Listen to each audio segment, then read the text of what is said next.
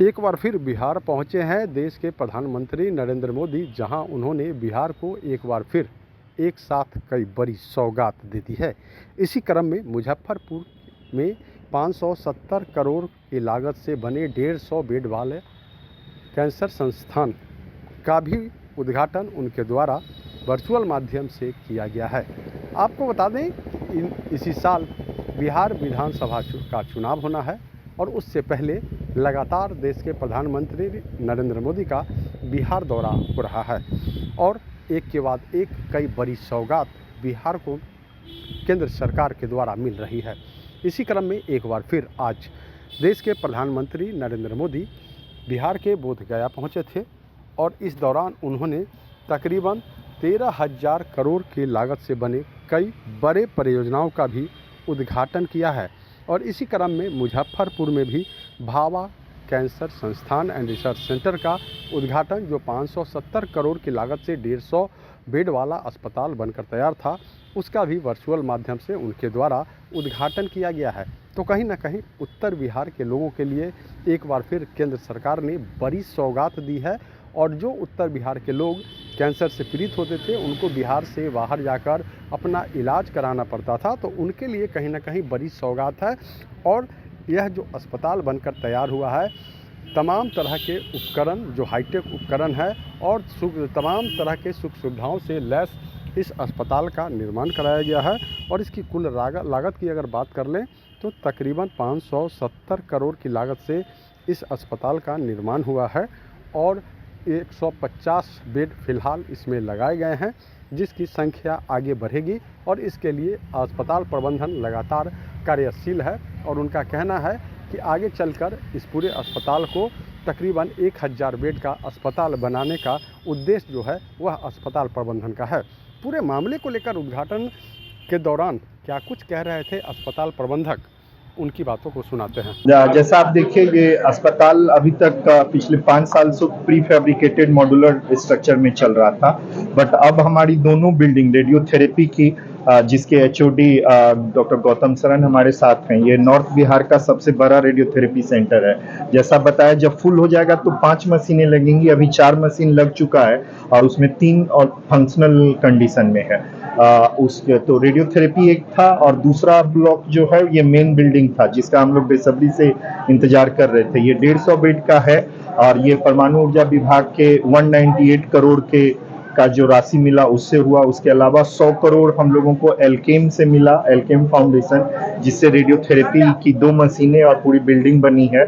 इसके अलावा बिहार सरकार ने 2 ग्रांट हम लोगों को 100 करोड़ और 112 करोड़ 100 करोड़ दिया, जिससे 100 बेड का ये 150 बेड हो गया हॉस्पिटल, और 112 करोड़ से हमारा अब पैलिएटिव केयर सेंटर भी, जो आज आप लोगों ने वीडियो देखा, वो होने वाला। हम लोगों का जो विजन है, ड्रीम है कि इस हॉस्पिटल को कम से कम 700 से 800 तो मिनिमम बेड कैपेसिटी तक ले जाए। मेरा पर्सनल जो है वो है 1000 बेड का कम से कम होना चाहिए, जिस तरह का भीड़ है। प्लस कैंसर केयर सर्विसेज को और लोगों के करीब पहुंचाया जाए, इसके लिए हम लोग और भी सेंटर जो है खोलने का प्लान कर रहे हैं बिहार गवर्नमेंट के साथ मिलकर के। तो आज बहुत ही माइलस्टोन वाला डे था आज का। हर चीज जो है हमेशा हमेशा के लिए याद रखा जाएगा। और ये फोटो और जो सारा ले रहे हैं, आज से 50 साल 100 साल बाद जब ये इंस्टीट्यूट जो है अपनी 100वीं या 50वीं वर्षगांठ मना रहे होगा, तो आप सब लोग जो आज हैं, इन सब लोगों को उस समय याद किया जाएगा और फोटो रहेगा। तो ये बहुत बहुत इम्पोर्टेंट। हाँ, बोन मैरो ट्रांसप्लांट का भी यहाँ पे होगा। इनफैक्ट बहुत अच्छा क्वेश्चन पूछा। अभी हम लोगों का प्लान है, अभी अंडर प्रोसेस है, वो सैंक्शन होगा तो 392 करोड़ का एक और बिल्डिंग जो है आने वाला है।